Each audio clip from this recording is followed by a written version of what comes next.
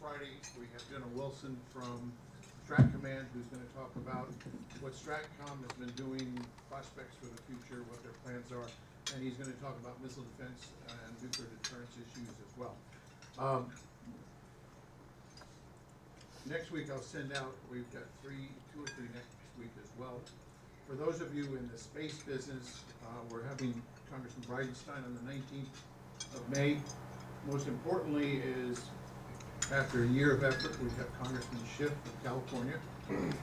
He is going to be speaking at the Reserve Officers Association on June 10th.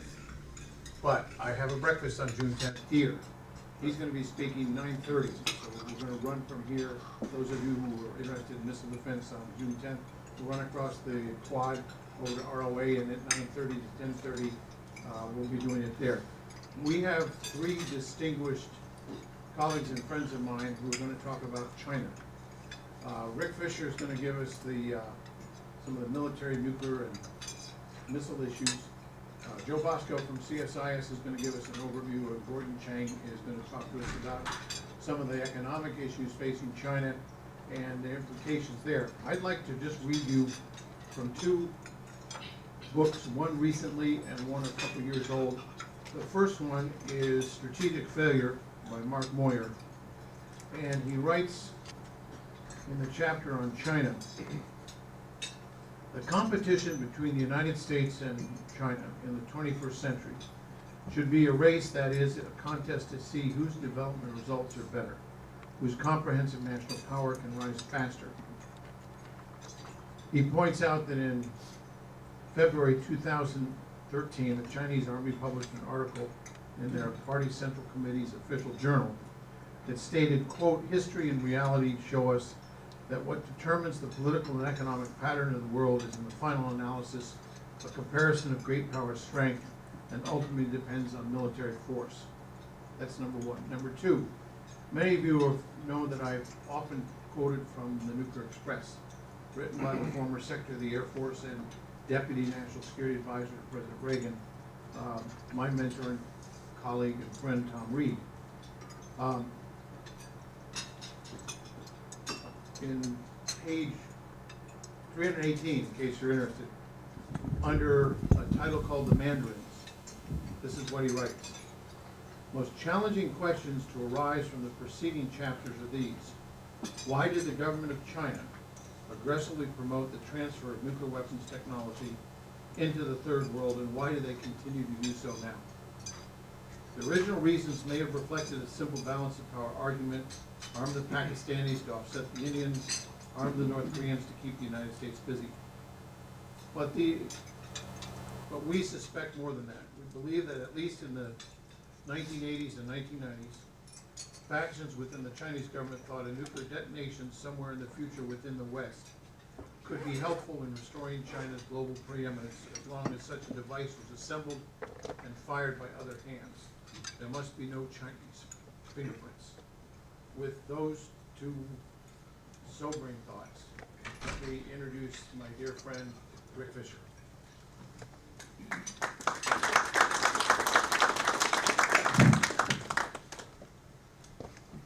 Peter, thank you for the harrowing introduction, as well as for inviting me back to your esteemed series. Thank all of you for joining us this morning, as well as the honor again of joining my friends and colleagues, Joe Bosco and Gordon Chang, on this program. What I propose to do this morning is give a bit of a broader assessment of China's strategic direction. In my previous addresses, I've focused heavily on the nuclear and the missile challenge. I'll touch on that a little bit, but what I'd like to do is explain how China is transitioning from a quickly, just at such rapid speed, transitioning from a regional military power and will project into a global military power within the next decade, and even more so in the 2030s.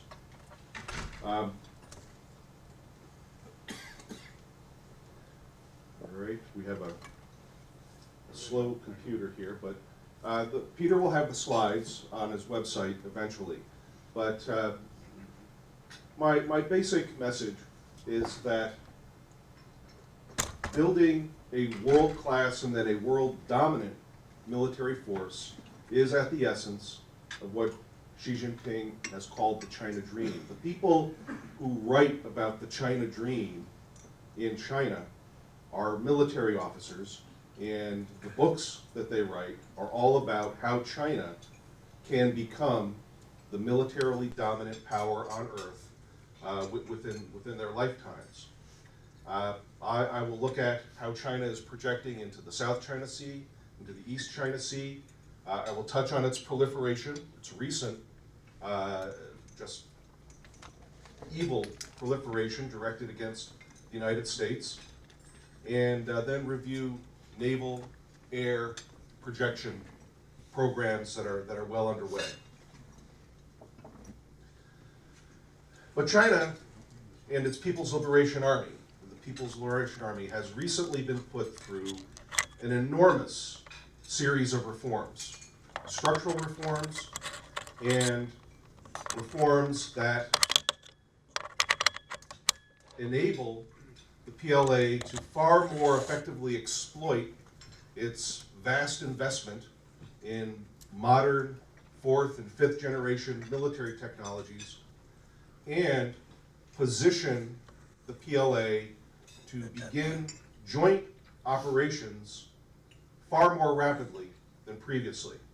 Perhaps the most visible reform has been the collapsing of 7 military regions into 5 theaters, joint theaters that will target Russia, India, Korea, Peninsula, Japan, Taiwan, Taiwan and to the north, and then to the south. The PLA has also elevated one service and created a new service. Its elevated service is now called the Rocket Force, formerly the 2nd Artillery Corps, which controls nuclear and conventional missiles. Its status has been elevated. The new service is called the Strategic Support Force, which is a unique combining of broad electronic reconnaissance, surveillance, assets, ground, air, space, and space surveillance and combat capabilities. Under the Strategic Support Force, it is rumored from Chinese sources that there is now a subordinate Space Force. And this Space Force will control China's growing number of dual-use and specific combat-capable space assets.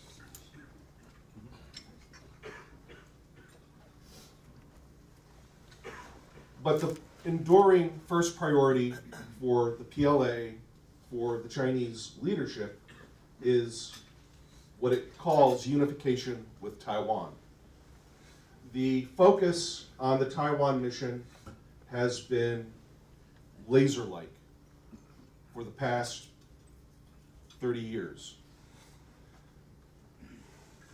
My friends in Taipei now estimate that when you combine formal air and sea lift with informal sea and airlift, the PLA could transport 8 to 12 divisions of worth of force to Taiwan, and that's today. And it's probably more so, given the hundreds, maybe thousands of large LST size barges that ply China's rivers, and which we saw mobilized over the last 2 years to build all the islands in the South China Sea. SRBMs are moving into a new generation where instead of 1 missile, 1 tell, now 5 missiles, 1 tell. Just do the math. Taiwan is even more so a missile pincushion. fourth and fifth generation aircraft are closing on 1,500 by 2020. And the anti-access systems are moving along. Here is a relief map of Taiwan and the surrounding seas that I saw at a Taiwan military exhibition last August. It illustrates how some of the deepest waters are to the east of Taiwan, and this is one of the main reasons why the PLA covets this island. It wants to move its SSBNs there. In the South China Sea, which has been the subject of practically daily coverage, for China, it has to control the South China Sea in order to project globally. Its deep space and moon program will be located in Hainan Island. Most of its strategic missile submarines on Hainan Island. Aircraft carriers, amphibious projection forces, also on Hainan Island. And so the program to build and militarize 3 large air bases in the Spratly Group, the extension of Woody Island in the Paracel Group, and the possible occupation of Scarborough Shoal, very close to Subic Bay in the Philippines, is proceeding apace. Just this past weekend, a large LPD visited Fiery Cross Shoal, and Woody Island is armed with a 400-kilometer range anti-ship cruise missile, 4th generation SAM, and those will be spread to the other islands as well, very quickly. This is just a picture that I took out of my ANA flight window a week ago Monday. This is Mischief Reef. We're probably about 10 miles to the west of Mischief Reef as we flew over. ANA is going to have to find another flight route within a year because HQ-9 4th Gen SAMs are going to be on this island probably in about a year. But this was a unique treat in my air travels. The Ryukyus are also in China's sights. These are the islands between Taiwan and Japan. The Senkaku Diaoyus are the current focus of contention. Should China occupy those islands, they will go after the Sakishimas to the south, and in their media have already laid claim to Okinawa and the rest of the Ryukyu chain. It's not a claim that the government expounds, but it's a low-burning flame that the government will grab when it has the position and forces to take the rest of these islands. Large hovercrafts, a heavy helicopter program with Russia will all put the Chinese in the position to put more pressure on these islands. Chinese anti-access systems are moving along into a subsequent generation. Early DF-31 ICBM, DF-41 ICBM, and national missile defense will emerge toward the end of this decade and into the 2020s. Regional, unique anti-ship ballistic missiles based on the DF-21 deployed, and now the 4,000-kilometer range DF-26. A 3rd generation SSBN will probably be launched in the early 2020s. Bombers, stealth bombers, bomber UAVs, probably on the way. And prompt global strike. How long have we been talking about prompt global strike? The Chinese probably have it in the form of their Kuaizhou space launch vehicle. This is kind of a second production line for ICBM-capable missiles, solid fuel, mobile. The DF-41 comes out of the China Aerospace Science and Technology Corporation. This comes out of CASIC, the competitor, which for the first time is now building ICBM range missiles. This is the Kuaizhou 1 and will be succeeded by the Kuaizhou 2, which is kind of a DF-41 peacekeeper size ICBM. And I expect these will be deployed within the next 2 to 3 years. Proliferation. We're all familiar with the KN-08, KN-14, which rides on a Chinese Casic-made TEL. Well, about a month ago, a little over a month ago, in March, during Pakistan's Military Day parade, they revealed a new TEL for their Shaheen-3 MRBM. It's made by the same company that made the TEL for North Korea.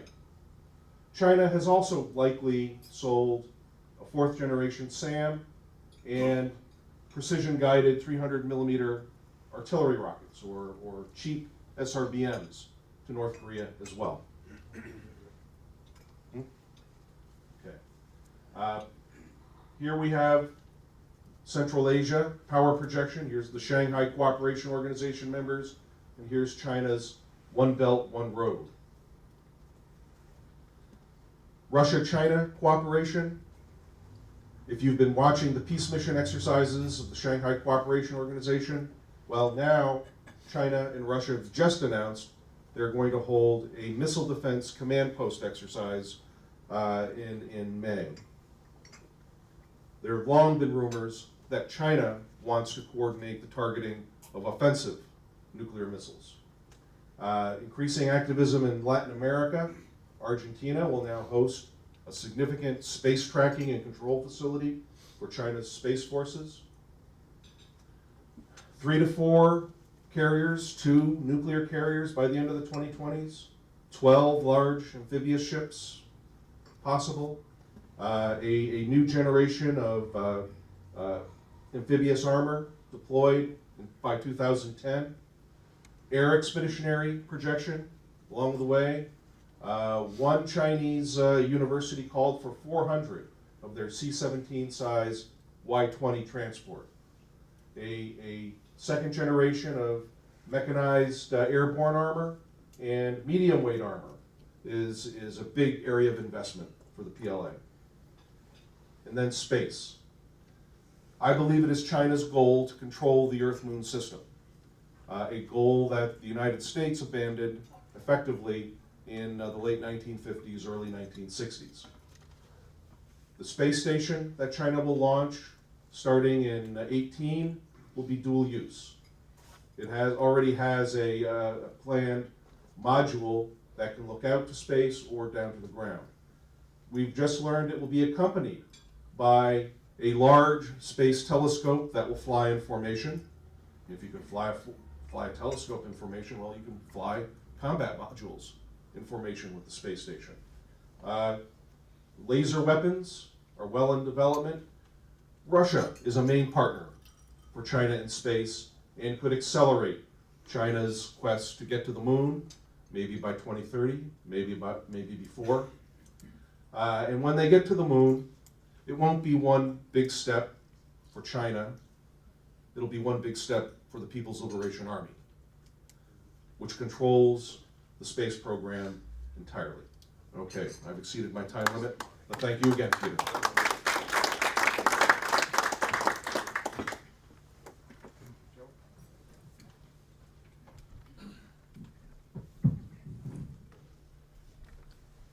Thank you for the invitation, Peter, and the call it Cold War 2.0 or Cold War with Chinese characteristics. Actually, Washington only recently entered the competition, or even acknowledged that it is in one, but Beijing has been waging it vigorously and purposefully for decades. The economic, ideological, diplomatic, and increasingly quasi-military confrontation differs from the decades-long Soviet-US conflict in at least 2 respects. First, the competition coexists with several areas of rhetorical cooperation, some real, some illusory. An example of real cooperation appears to be on climate change, although the Obama-Xi agreement on reducing carbon dioxide emissions requires immediate actions by the US and promised future actions by China. Another area of cooperation is in each country's anti-piracy activities in the Persian Gulf and off North Africa. Other putative areas of cooperation that are essentially illusory are North Korea and non-proliferation. Neither demonstrates genuine Chinese commitment to achieving solutions despite rhetorical agreement. I will address both in a moment as examples of China's Cold War behavior. The other respect in which the new China-US Cold War differs from the US-Soviet confrontation is that Washington and Moscow made no bones about the fact that we were adversaries, ideological enemies vying in a global zero-sum struggle for the future of mankind, under one system or the other. There was no pretense that we had common aspirations except for one shared goal, avoiding our own physical destruction, which could only happen if we did not try to bring about the other side's physical destruction. But in every other way, all bets were off, and the conflict was waged in both overt and covert ways around the world and across the spectrum of human activity, until, as Ronald Reagan put it, the inevitable result was, we win, you lose. But in the China-US Cold War, neither side's leaders ever acknowledged that we are engaged in a life-and-death struggle over which political and economic system will prevail in the Asia region and to a large extent globally. Each side professes purely innocent intentions while accusing the other side of seeking or practicing hegemony. Thus, despite decades of massive US and Western investment, trade, technological, and technical assistance to China, and its integration into the international institutions, Chinese leaders constantly complain that the West, primarily Washington, is trying to contain China. According to Beijing, we are seeking to prevent its peaceful rise and stop it from taking its rightful place on the world stage. They repeatedly invoke the century of China's humiliation at Western hands and contend that it has never really ended, just taken new forms in the current era. At the same time, China's leaders accuse the West of trying to subvert and overthrow their communist system by our constant harping on things like democracy and human rights. As the present attack on non-governmental organizations in China demonstrates, they see these civic, social, and humanitarian activities as devious subversion of Chinese society. By introducing Western standards and values, we are weakening and eventually undermining the Communist Party's control and popular legitimacy. We in the West, of course, vigorously deny Beijing's accusations regarding both external containment and internal regime change. Instead, while professing our pure intentions, we have our own set of charges against China. We accuse it of seeking regional dominance and pushing the US out of Asia. We see Beijing as doing its own subverting and undermining of the international institutions that have enabled most of the world order to survive peacefully and in expanding prosperity, most notably China itself. Beijing, of course, adamantly rejects these accusations and claims it is only acting, as all peacefully rising powers have acted, to achieve economic benefits for its people and to protect China's legitimate interests abroad, such as defending its international shipping against both pirates and other unnamed enemies. China, its leaders argue, merely wants to end the humiliation and isolation it has suffered at the hands of the West. Some international experts and political science theorists argue there is a strategic and moral equivalence at work here, or the intellectually popular Thucydides trap, just as they did in the original Cold War. I disagree. I believe an honest assessment of today's reality and the history of US-China relations since the opening to China in the early 1970s and the application of international law and norms demonstrates that on the major issues dividing the two sides, the democratic West has been mostly right and communist China has been mostly wrong. Without going through the range of pressing issues, let's just look at North Korea and non-proliferation. As we all know, there are three Asian flashpoints where Sino-US conflict is most likely: Taiwan, the South China Sea, and North Korea. On the first two, China and the US openly declare their opposing positions. But North Korea is often cited by Washington and Beijing as the primary example of bilateral and multilateral cooperation, where our security interests supposedly coincide. Both sides say they are on the same page. Both claim to be opposed to the presence of nuclear weapons on the Korean Peninsula. The U.S. demonstrated its good faith commitment to that objective by gradually withdrawing all its tactical nuclear weapons from South Korea. China, at the same time, helped North Korea begin its secret nuclear program by transferring nuclear technology to Pakistan's AQ Khan network. He then retransferred the technology to North Korea, and either directly or through Pyongyang to countries in the Mideast. Over the years, Iraq, Iran, Syria, Libya, others cooperated with each other and with North Korea to build programs not only for nuclear weapons, but for the missile technology to deliver them. China thus became not only a proliferator of WMD, but a proliferator of proliferators. Over the years, China assisted North Korea in its illicit activities in other ways as well. Defense Secretary Panetta told the Senate Intelligence Committee 2 years ago that China provided Pyongyang with ballistic missile technology. It also protects North Korea diplomatically and on the UN Security Council from severe sanctions. It either blocks them outright or insists on watering them down to make them less onerous on its ally in Pyongyang. Even when it allows sanctions to go into effect, it simply fails to enforce them. This cynical game went on for 20 years, as China consistently told a credulous West that it shared our goal of a nuclear-free Korean Peninsula. China is also only one of 2 or 3 countries in the world that has refused to participate in the Proliferation Security Initiative or to sign on to a key non-proliferation convention.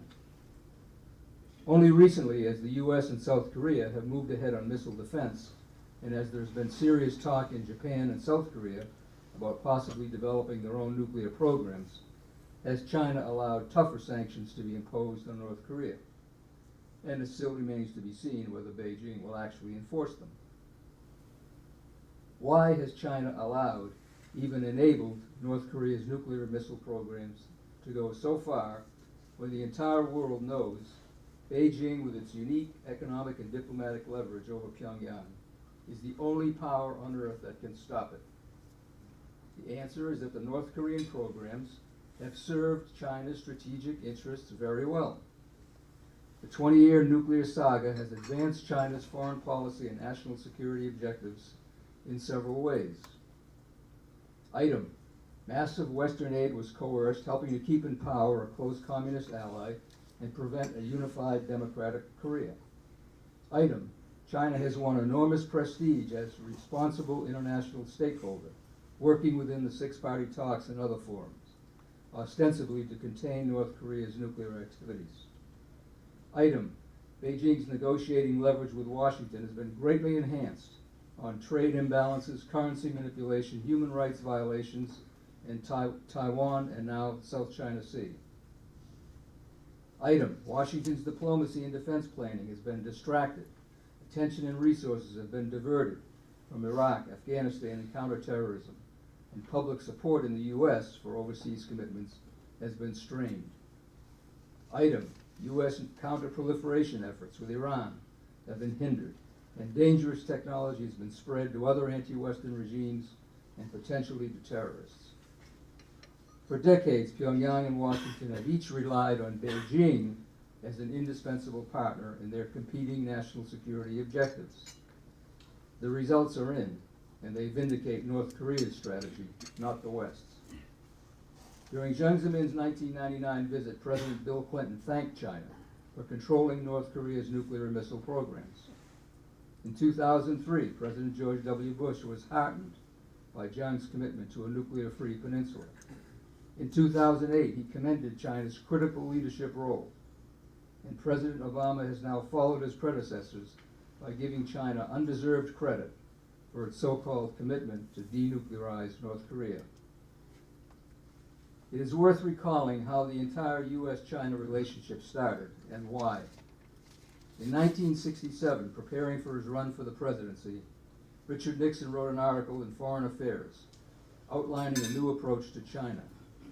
He said this: "Taking the long view, we simply cannot afford to leave China forever outside the family of nations, there to nurture its fantasies, cherish its hates, and threaten its neighbors."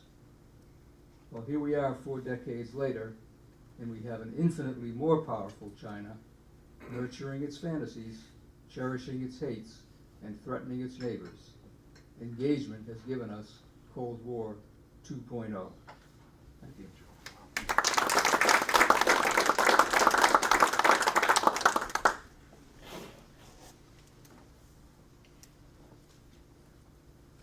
Well, thank you very much, Peter.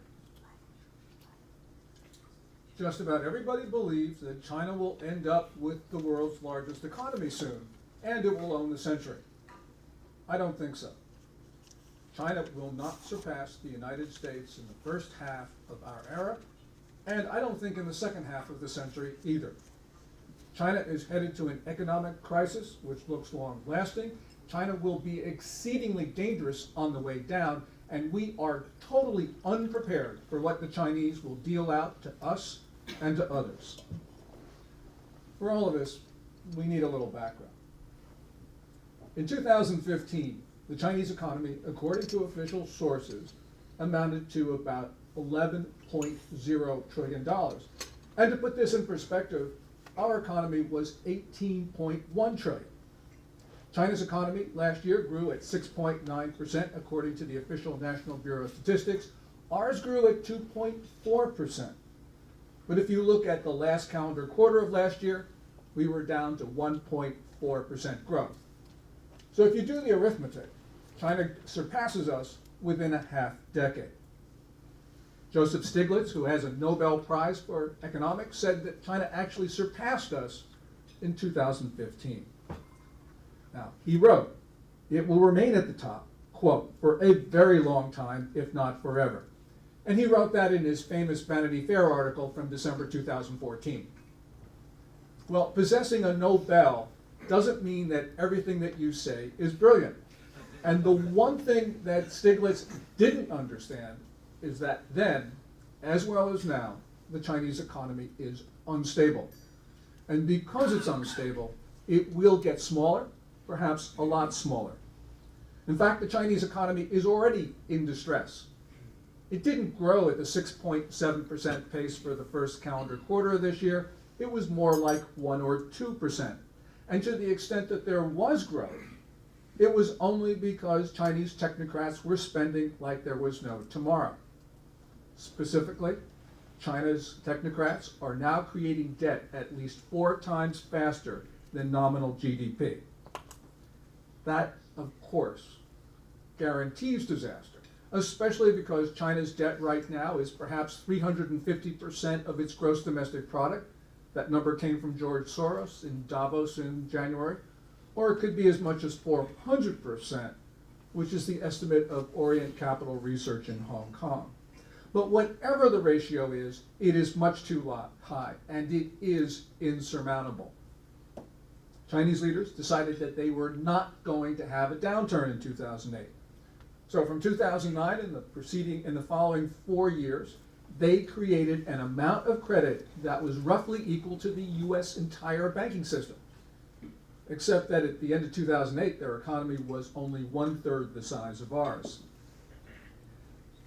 So the cost of the postponement of the 2008 crisis for China is that they made their eventual adjustment downward bigger.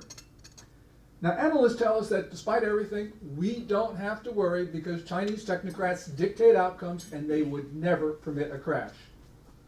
This is the majority view. This is what passes for analysis these days. And indeed, to a certain extent, they are right. But because Chinese technocrats control everything, China is headed to catastrophic failure. Because Chinese leaders can prevent corrections, they do so. Because they do so, the underlying imbalances become larger, and because the underlying imbalances become larger, the eventual adjustment must be severe. Downturns, which the Communist Party hates because it is politically insecure, are essential. They allow adjustments to be made while they are still relatively minor. The last year-on-year contraction in gross domestic product, according to the National Bureau of Statistics, occurred in 1976, the year that Mao Zedong died. So China's next downturn will be historic. Chinese leaders will prevent corrections until they no longer have the capacity to do so. When they no longer have that capacity, the economy will go into free fall, and when it goes into free fall, China will collapse. We are almost at that critical time, I think about 18 months. Now, I in the past have been wrong. I thought it would occur before now. But whether I am right or wrong, China's people obviously think something bad is on the horizon. In September 2014, Barclays published a survey that showed that a stunning 47% of China's wealthy believed that they were going to leave their country permanently within 5 years. And obviously the situation has deteriorated since then. And money is leaving the country. Last year, net capital outflow, according to Bloomberg, was $1 trillion. And this year, despite statistics from Beijing, the outflow is probably occurring at the same pace as it was last year. So China is headed to one of two adjustments. Either decades of recession or recession-like stagnation, a la Japan, or a 1929 crash. But this adjustment will affect us, and I'm talking more than just affecting our economy. For more than 3 decades, the Communist Party has primarily based its legitimacy on the continual delivery of prosperity. And without prosperity, the only remaining basis of legitimacy is nationalism. So we can count on Chinese leaders to raise the flag of nationalism even higher to keep themselves in power. But this story gets worse, because the Chinese political system now is in distress. And despite what you have heard, Xi Jinping, the ruler of China, has not consolidated his political position. In March, for instance, there were extraordinary signs of defiance among the Chinese elite, much of that in public. Xi, in short, is vulnerable. In his relentless quest to obtain absolute power, he has made himself the chairman of everything, as they say in China. Well, as the chairman of everything, he is now being held accountable for everything. And he's being held and blamed for the problems in the economy. So as the economy continues to erode, his political opponents have been coming out of the woodwork, and now it looks like they feel that they're strong enough that they can take the big man down. So what can Xi Jinping do? Well, he can rally the political elements in Beijing in some sort of foreign policy success, either taking more territory from their neighbors or authorizing an act that humiliates the United States. He is now, as before, looking for supporters, and he has based the core of his political support among the senior officers of the horribly misnamed People's Liberation Army. The PLA, which was highly factionalized to begin with, has now become more so under Xi Jinping. Some senior officers like him, some hate him. But those who like him have become extraordinarily influential. And we can see this in the declaration of the East China Sea Air Defense Identification Zone. His predecessor, Hu Jintao, is generally considered to be a weak leader, but nonetheless, Hu was able to prevent the military from declaring the zone in that hotly contested body of water. Such a zone was in fact declared in November 2013, which is just about a year after Xi Jinping became the Communist Party's general secretary. And that's an indication that top officers were actually starting to call the tune. And now these officers are making their military diplomacy the diplomacy of the country. The remilitarization of politics and policy in China is pushing East Asia in a direction that they have seen before. Quote, "The young officers are taking control of strategy, and it is like young officers in Japan in the 1930s. This comes from Wang Jing of Singapore's Lee Kuan Yew School of Public Policy. Quote, "They are thinking what they can do, not what they should do." At this moment, China's officers, from generals to lieutenants, are thinking about what they want. And as a result, they have become dangerous, arrogant, and bellicose. By their own admission, they are spoiling for a fight. Clearly, Xi Jinping, either out of political weakness or out of agreement, is letting the top brass do what it wants. For the most part, of course, China's senior officers do not want a closer relationship with the international community. On the contrary, their brand of militant nationalism is creating friction in an arc of nations, from India in the south to South Korea in the north. And some of the most bellicose elements in Beijing are now favoring the taking of territory from China's neighbors. So China, therefore, is not a status quo power. It wants to fundamentally alter the international system. But Beijing is not just assertive. Its foreign policy, as we have seen over the last year and a half, has become counterproductive. China is taking on many others all at the same time, lashing out, and it looks like it is aggressively determined to pursue self-marginalizing, self-containing, and ultimately self-defeating policies. When countries do that, you know that something is terribly wrong. And because something is terribly wrong, we cannot rule out the worst outcomes. Speaking of worst outcomes, as Rick and Joe have talked about, there is Scarborough Shoal. China is provoking a confrontation over Scarborough, which it seized from the Philippines in early 2012. Then the Obama administration let the Chinese do that, even though the White House had brokered an agreement between Manila and China for both sides to withdraw their ships. Only the Philippines complied. The Chinese took over the shoal. We did nothing. Scarborough lies just about 100 miles off of Luzon, the main Philippine island, so this was a particularly audacious grab. Manila in The Hague has started a UN arbitration proceeding. It looks like they're going to win. The decision is supposed to come out next month, and China knows it's going to lose. So China is trying to change, literally, the facts on the ground by reclaiming Scarborough. It is one thing for China to reclaim features that it has held for decades. It's another thing for it to reclaim a feature that it just grabbed in an act of naked aggression. The U.S. is trying to stop the fortification of Scarborough, so this is one place where China and the United States could soon find themselves in a war. As the New York Times reported at the end of March, General Dunford asked Admiral Harry B. Harris, the commander of U.S. Pacific Command, quote, "Should we go to war over Scarborough?" Bonnie Glaser of Joe's outfit, the Center for Strategic and International Studies, basically says the same thing. She says, quote, "A political decision would have to be made that Chinese reclamation on Scarborough is unacceptable. Do we really want to draw a red line here?" The answer, unfortunately, is yes. We chose not to confront Beijing over Scarborough in 2012, so the Chinese were emboldened by their success, and they just ramped up pressure on another Philippine feature, Second Thomas Shoal, and the Senkaku Islands of the Japanese in the East China Sea. Then, of course, they went into overdrive. They reclaimed 3,000 acres in the Spratlys, they have remilitarized the Paracels, and they're carving exclusion zones out of international water and airspace in and over the South China Sea. The last thing that we want to do is start another round of escalation by tempting the Chinese with our weakness.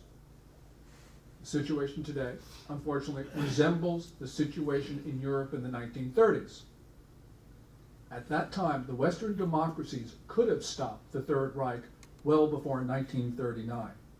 If China is stopped now over Scarborough, there is a chance that the United States and the international community can preserve peace in the South China Sea. But if not, we are giving the Chinese a big green light for more aggression. Scarborough, therefore, is where we set the course for the next decades. Now, due to the less than resolute policies of the Obama administration, but especially its predecessor, we have only horrible choices today. The choice for us is not risk versus no risk or war versus no war. Our choice is among horrific decisions that we must make. We have put ourselves in this position. With the best of intentions, we taught the Chinese that belligerence pays. And now we are going to face the consequences of our misguided approach. American policymakers and flag officers are not ready for what is about to come. Thank you.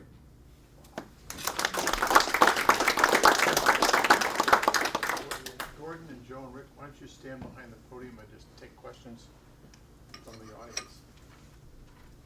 And people just tell them who you are so that they know who you are. Any questions?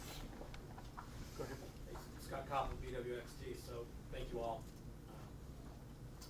If you were advising the next president, whoever it is, doesn't really matter.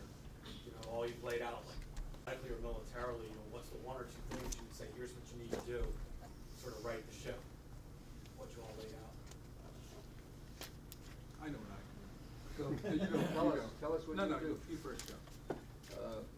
I would do two things immediately, and that is declare an unequivocal, unapologetic commitment to the defense of Taiwan, so that we eliminate the policy of strategic ambiguity, and there's no longer any doubt in China's mind that we will defend Taiwan. And then I will follow up on what Gordon said about the Scarborough Shoal and the South China Sea generally, and start sending freedom of navigation missions, operations through within 12 miles of these claimed Chinese islands. We have not done that. We've sent a couple of innocent passages through, which in effect concede Chinese territorial claims. We need to have normal freedom of navigation operations which say these are high seas, we'll go through them whenever we choose to. Two suggestions.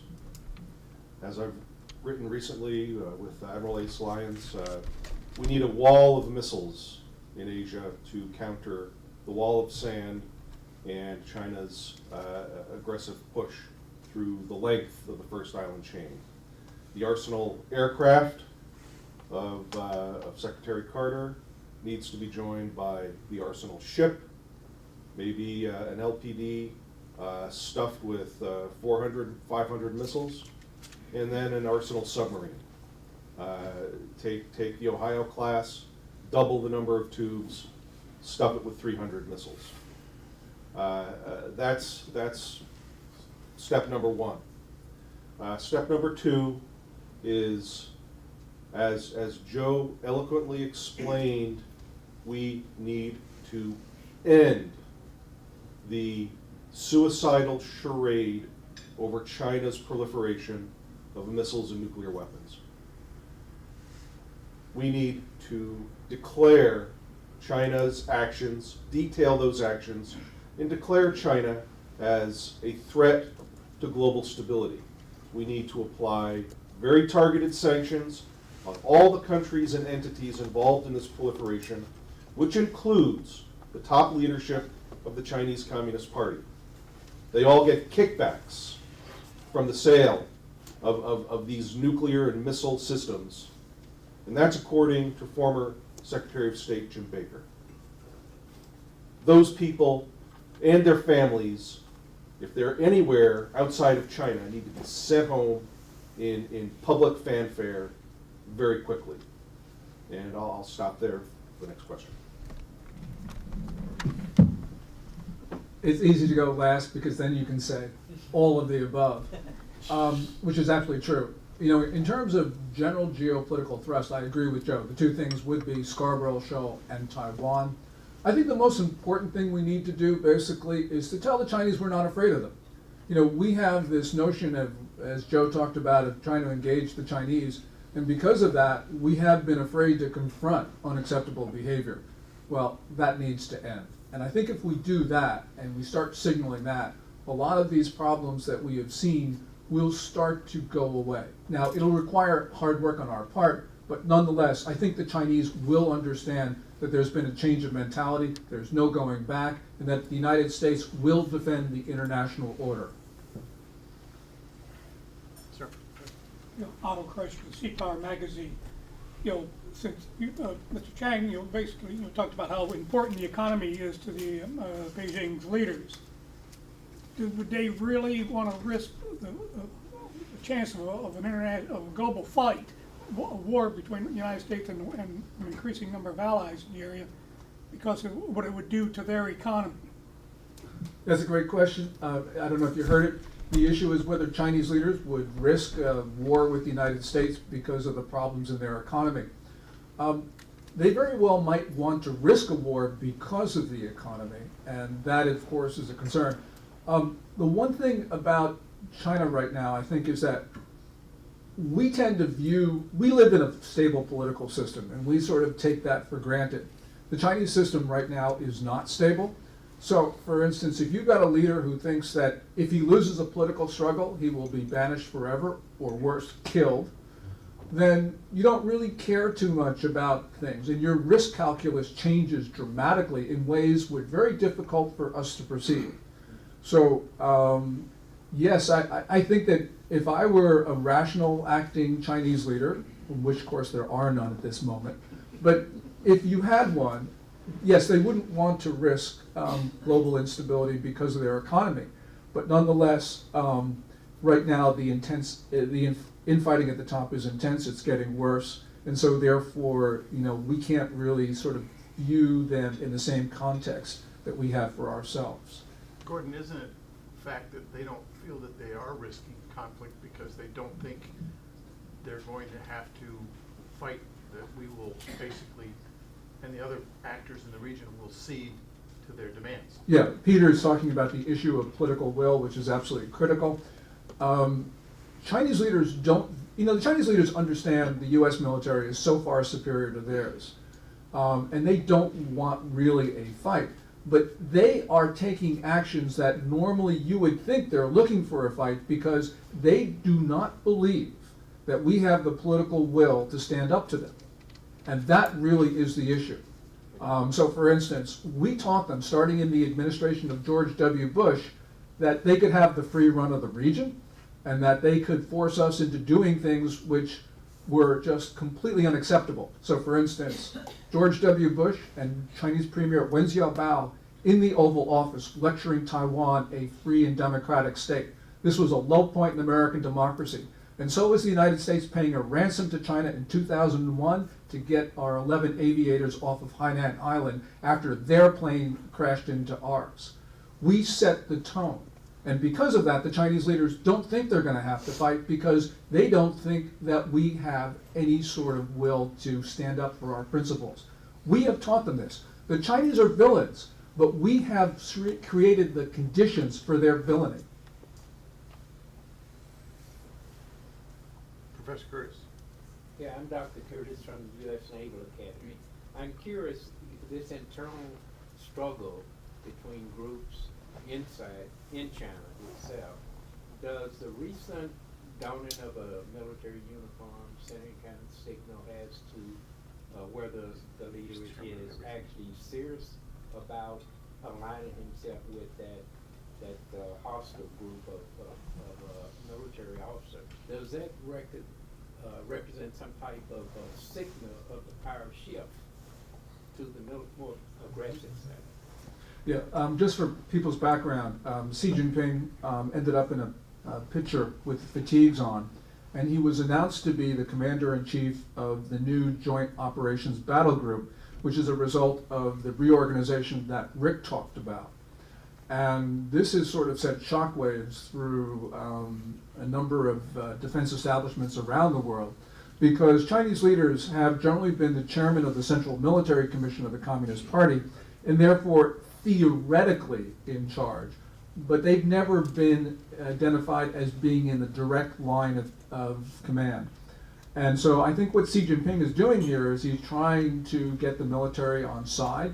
What's happened in the civilian area is that through their anti-corruption campaign, it looks like Xi Jinping had quickly consolidated control, completely fooling our intelligence community, by the way. But what's happened is his opponents just laid low.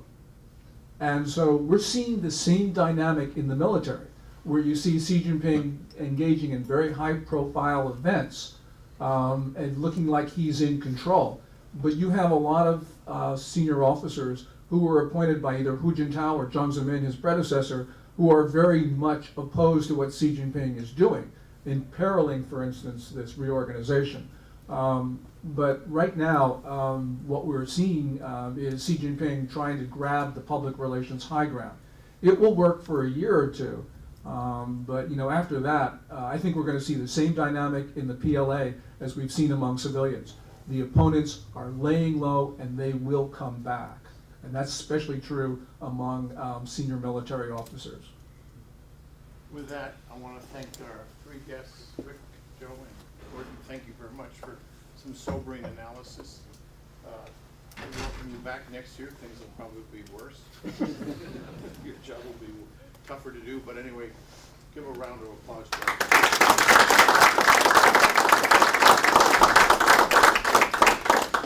We'll see you tomorrow with Frank Rose, who'll have a solution to the missile defense issue in the Pacific.